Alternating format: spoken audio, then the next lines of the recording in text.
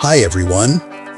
Today, I'll show you how to change your mouse cursor in Windows 10 and Windows 11 and how to download custom cursors for free. First, open your browser. I'm using Google Chrome.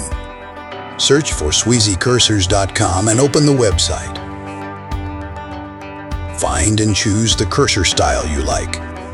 For example, I'm choosing electric cursors. Scroll down and select the color you want. Then click on the download icon and choose Animated Cursors. Wait for the download to complete, then open the downloaded folder.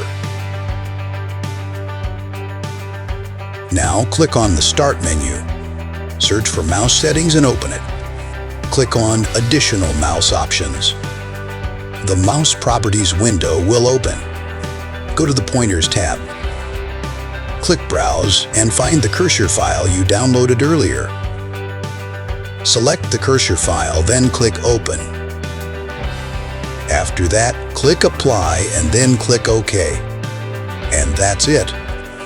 You've successfully changed your mouse cursor in Windows 10 and Windows 11 for free.